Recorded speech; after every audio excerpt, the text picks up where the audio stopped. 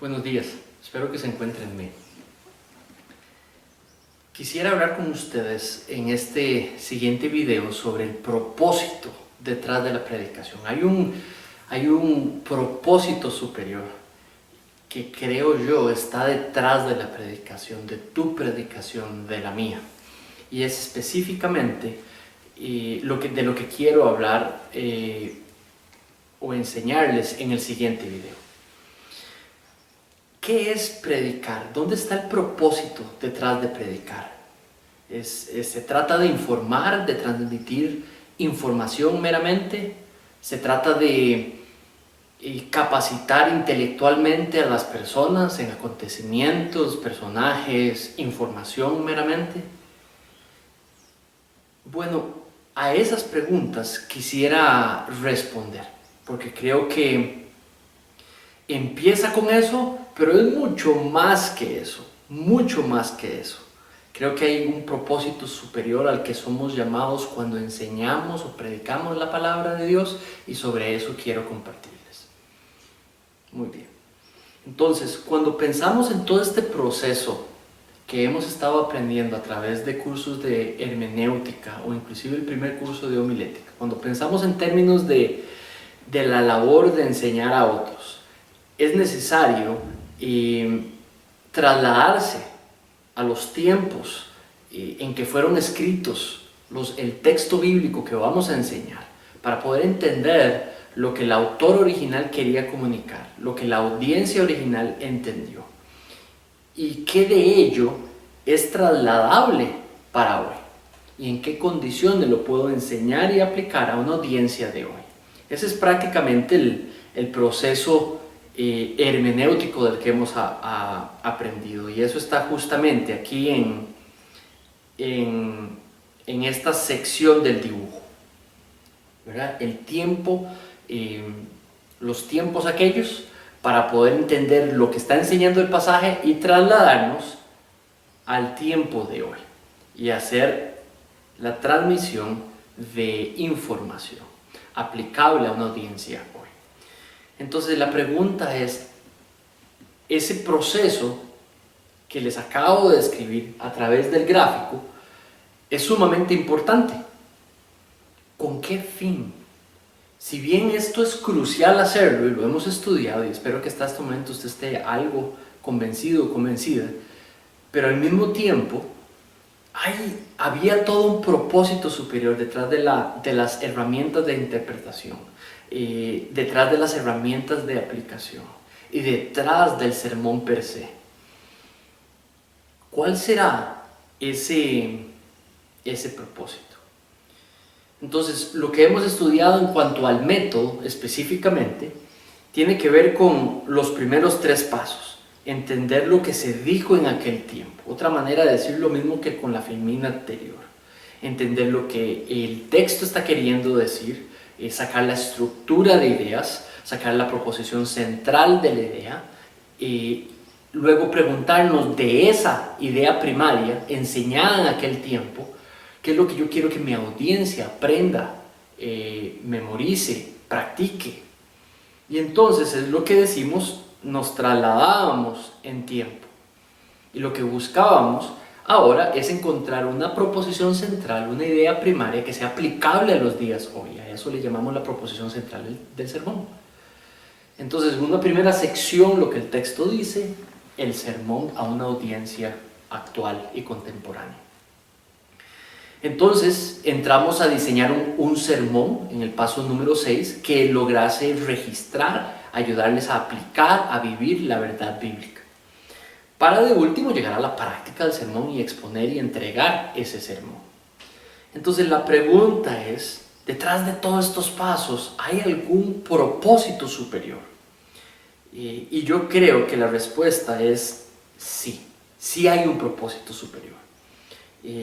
Todos estos pasos son cruciales, importantes, no pueden faltar, pero con un propósito que es finalmente el que del que quiero hablar en estos minutos. El llamado superior a predicar es específicamente afectar las vidas de las personas presentes ese día, ese lugar, incluyendo el predicador.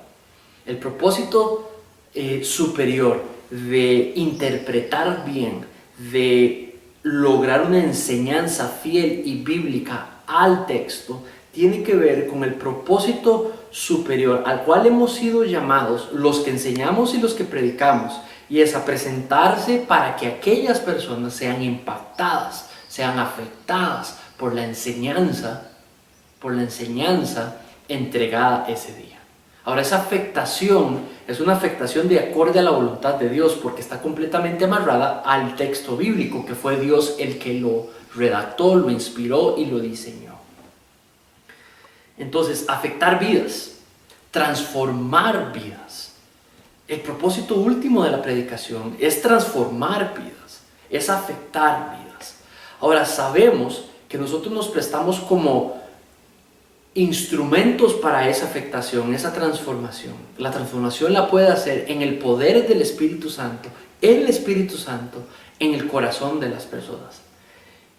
El Espíritu Santo puede también quiere transformar al predicador cuando él entre en ese espacio de estudio y de preparación para la comunicación del sermón.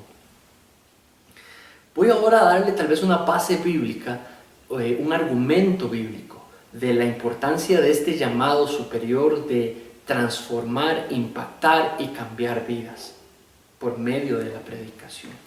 Quiero, por favor, si puede usted abrir sus Biblias en Mateo 7, el Evangelio según Mateo, el capítulo 7.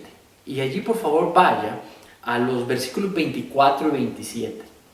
Y le pido que usted lea en su propia Biblia, en su propia versión, y podamos ir detenidamente leyendo esos versículos. Vea lo que dice. Cualquiera pues que me oye estas palabras, este es Jesús hablando, y las hace, le compararé a un hombre prudente que edificó su casa sobre la roca. ¿Se acuerda de esa conversación? Bueno, luego continúa. Descendió la lluvia, vinieron los ríos, soplaron vientos, golpearon contra aquella casa y no cayó, porque la casa estaba fundada sobre la roca. Entonces, hasta ese versículo, mis hermanos y mis hermanas, está haciendo una comparación, una metáfora. La roca, las palabras, la casa que se edifica, la decisión de escuchar y poner en práctica las palabras escuchadas de nuestro Señor Jesucristo, la palabra de Dios. Ve ahora el siguiente versículo. Pero es un contraste. Entonces, lo primero es lo positivo, lo segundo es lo negativo. Entonces, enseña lo mismo de manera positiva, de manera negativa.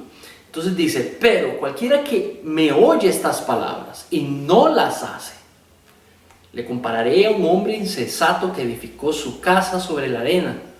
Y descendió lluvia y vinieron ríos y soplaron vientos y dieron con ímpetu contra aquella casa. Y la casa cayó y fue grande su ruina. Pero entonces tenemos la contraposición de, según Mateo, Jesús hablando, él dando testimonio de las palabras de nuestro Señor Jesús, entre escuchar las palabras de Dios y no escuchar las palabras de Dios. Y la diferencia entre uno y el otro está específicamente en ponerlas en práctica. ¿Cómo sabemos si esas personas que estaban escuchando a Jesús fueron transformados o fueron afectados por las palabras de Jesús? Porque las pusieron en práctica. Porque sus vidas fueron transformadas porque las pusieron en práctica. Ahora, primera pregunta. Hay dos personajes. ¿Cuáles son esos dos personajes que están ahí en la historia? ¿Verdad? Los que edificaron su casa sobre la roca, los que edificaron su casa sobre la arena. Ahora le tengo otra pregunta. Unos pusieron en práctica, ¿cuál es la diferencia entre los dos? De que unos las pusieron en práctica las palabras de Dios y otros no pusieron en práctica las palabras de Dios. ¿Verdad? ¿Y esto qué significa? Vuelvo a repetírselo. Que algunos, las palabras de Jesucristo los afectaron. A otros, las palabras de nuestro Señor Jesucristo no les afectaron, no transformaron sus vidas, no las pusieron en práctica. Esto es una realidad que tenemos aquellos los que participamos en la enseñanza y la predicación de su palabra. Nos prestamos como instrumentos para preparar un sermón que le ayude a las personas a entender, a registrar, a saber cómo aplicar, primariamente incentivarles ponerlas en práctica. Porque ponerlas en práctica, guardar esas palabras del Señor en su corazón, hacerlas propias, que lo aprendido se vuelva parte del ser, trae transformación, trae afectación. Y ese es el propósito superior de nuestra predicación. Es mucho más que informar. Por supuesto que hay que informar lo que dice la palabra. Por supuesto que hay que transmitir información. Por supuesto que preparamos intelectualmente. Ahora, esa preparación intelectual de acuerdo a la audiencia que tenemos. Pero, ¿para qué? ¿Con qué propósito? Porque hemos sido llamados a prestarnos para que esas personas practiquen, pongan en práctica, se vuelvan hacedores de la palabra, no solamente oidores, que la pongan en práctica para que la palabra cambie, transforme, quite, anime lo que ella tiene el propósito de hacer. Vean este otro pasaje en 2 Timoteo 4, 1, 2. Algo estaba pasando en las iglesias. De que Pablo a Timoteo le dice lo siguiente: te encarezco. En otras versiones suplico. Pablo ve importante, crucial, no puede faltar la predicación de la palabra de Dios. Dice: te encarezco delante de Dios y del Señor Jesucristo. 2 Timoteo 4, versículos 1 y 2. Este es Pablo hablando a su pupilo. Que lo ha dejado a cargo de iglesias. Y Pablo ve una necesidad, posiblemente por lo que le comunica Timoteo u otros colaboradores que están alrededor de Timoteo. Y ve una necesidad en la audiencia de Timoteo, en las iglesias de las cuales está siendo pastor o anciano Timoteo. Y le dice: te encarezco delante de Dios y del Señor Jesucristo, que juzgará a los vivos y a los muertos en su manifestación y en su reino, que prediques la palabra. Que instes a tiempo y fuera de tiempo. O sea, en otras palabras, predica en todo momento. No se te ocurra no predicar la palabra de Dios.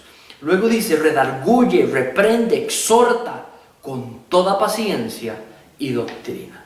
Si usted está usando la Reina Valera, se va a dar cuenta que entre instes a tiempo y fuera de tiempo, y entre prediques la palabra, hay un punto y coma. Eso quiere decir que son temas separados. Nuestros traductores nos dejaron ahí esa pequeña pista. Entre cada una de esas ideas, grupos de ideas, están separadas, son independientes. Predica la palabra de Dios, instala a tiempo y fuera de tiempo. Y luego viene el tercer grupo, donde dice: redarguye o confronta, reprende, exhorta con toda paciencia y doctrina. Con toda paciencia. ¿Escucharon? Con toda paciencia. Empezamos con prestarnos para que las personas logren ser impactadas al presentarles la palabra de Dios. ¿Por qué está instando a que predique la palabra de Dios? Creo, mis hermanos, posiblemente, porque está sucediendo lo mismo que tenía el propósito de la primera enseñanza que nuestro Señor Jesucristo compartió. La gente no está escuchando y no poniendo en práctica la palabra de Dios. Y por ende, sus vidas no están siendo impactadas. Y por ende, sus vidas no están siendo afectadas. Y por ende, sus vidas no están siendo transformadas. Por eso en todo tiempo predica la palabra de Dios, le dice a Timoteo. Mis hermanos, el propósito es afectar, es transformar, por medio usando la palabra de Dios, usándote a ti y usándome a mí, para entregar esa palabra de Dios, traducirla a la audiencia actual que tenemos enfrente, por medio de los procesos que hemos aprendido, para que impacten las vidas, para que se transformen las vidas, para que se afecten las vidas. Y eso va a suceder si nuestra audiencia pone en práctica la palabra de Dios. No quiero quedarme ahí, quiero darles inclusive otro pasaje, lo conoces perfectamente. Timoteo 3, 1 Timoteo 3, 14 al 17. Y dice: pero persiste tú en lo que has aprendido. ¿Saben? En lo que te persuadiste, dice el pasaje, sabiendo de quién has aprendido y que desde la niñez has sabido las sagradas escrituras, las cuales te pueden hacer sabio para la salvación por la fe que es en Cristo Jesús. La fe que es en Cristo Jesús ha traído el Espíritu Santo, y el Espíritu Santo en el corazón de Timoteo le ha permitido tomar lo que había aprendido desde niño, gracias a sus padres o a sus discipuladores. Y aquello se vuelve una verdad que tiene la capacidad de hacer una obra transformadora, afectadora, impactadora en el corazón de Timoteo. Vea si esto es así, que el siguiente versículo aclara lo que la Escritura tenía poder.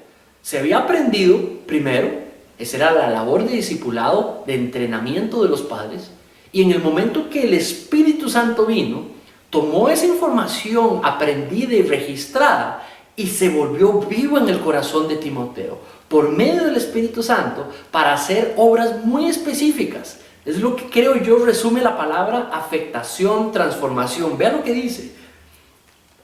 Toda la Escritura es inspirada por Dios y dice útil. Cuando habla el vocablo detrás de la palabra útil, tiene que ver con capaz, tiene la capacidad de habilitar, de lograr un objeto específico. Y dice, número 1, enseñar. Es interesante porque si a mí se me enseña un ejemplo, no mentir, el Espíritu Santo, y ahora se me ha enseñado no mentir, con el poder del Espíritu Santo, con la palabra que es útil para preparar a Manrique, no mentir se vuelve una enseñanza propia, y lo que salgo a hacer es a practicar esa enseñanza, decir la verdad. Afectación, transformación, impacto. Entonces, vea, no solamente se queda con enseñar información y la aplicabilidad en la vida, pero también tiene que ver con corregir. Entonces, primero es la transmisión de información, una formación que puede tener por medio del poder del Espíritu Santo, usando la palabra de Dios, confrontar, dice redarguir.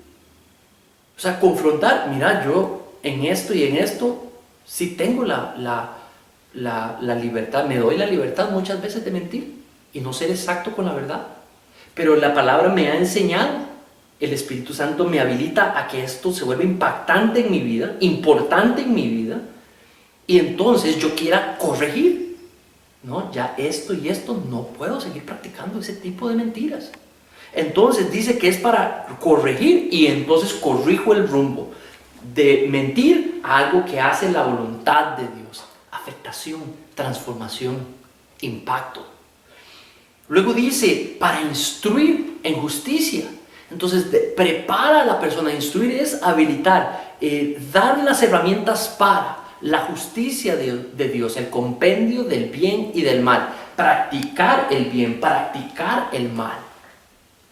Entonces cuando hablamos de esto que puede hacer la palabra de Dios, estamos hablando de nuevo del proceso de transformación, de impacto, de afectación de las personas que han escuchado la palabra de Dios ser enseñada, predicada, aplicada, ilustrada para entendimiento y cambio de sus vidas. Luego dice el pasaje, a fin de que, ¿se acuerdan de ese conector? A fin de que, con el propósito de, dice, que el hombre de Dios sea perfecto, imperfecto y has sido perfeccionado. No hay manera de pasar de una posición de afectación a cambio si no ha habido transformación. Entonces, el fin es ir perfeccionando, acercando la semejanza de Cristo a un hombre y una mujer hecho salvo o salva.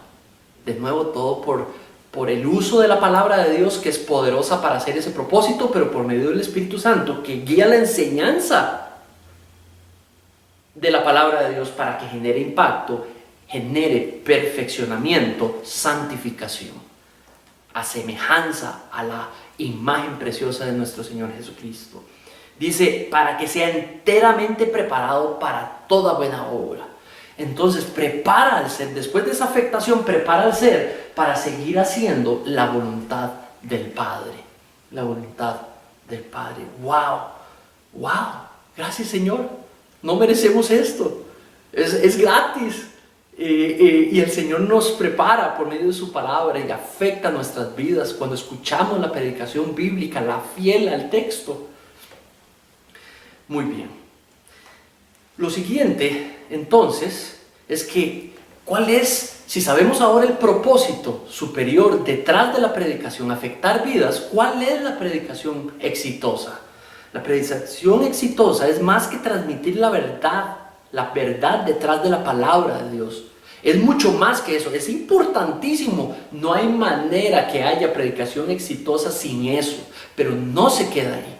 Entonces, transmitir la verdad detrás de la palabra de Dios, que es lo que hemos aprendido, es primario. Por ahí se empieza, pero no se queda allí. Es la que produce en la gente el tomar esa verdad transmitida detrás de la palabra de Dios y la pone en práctica. ¿Saben, mis hermanos y mis hermanas? Eso es el fin último. Se empieza con encontrar la verdad detrás de la palabra de Dios, ser llevada en un envase que le llamamos sermón, pero con el énfasis de transformar, impactar, y eso no va a suceder si no se pone en práctica la palabra de Dios. Qué importante para nosotros los pastores, la visitación de nuestras ovejas, para saber cómo les está yendo, cuál está siendo el fruto de la predicación. Qué importante para aquellos que enseñamos estudios, pequeños grupos de estudio bíblico, poder rastrear cómo les está yendo a las personas en el digerir y poner en práctica las palabras de la palabra de Dios. Muy bien, cuando hablamos del llamado superior a predicar, mis hermanos, podemos esperar cambio porque ella es poderosa por sí. Si hemos sido fieles, aunque no estemos dando el sermón más perfecto del mundo, pero estamos siendo fieles. Eso es lo que les he enseñado en Homilética 1. No es hacer un sermón perfecto, es hacer fiel, un sermón fiel al texto. La oratoria es importante, pero la interpretación y la fidelidad con el autor bíblico y por ende con Dios es primario. Entonces, si es así, podemos esperar cambio, tener fe de que hay cambio. El rol de la oración congregacional y específico del predicador en el cambio y la transformación en la audiencia es primario, mis hermanos y mis hermanas. Nuestra meta es la transformación. Es más que informar, es transformación.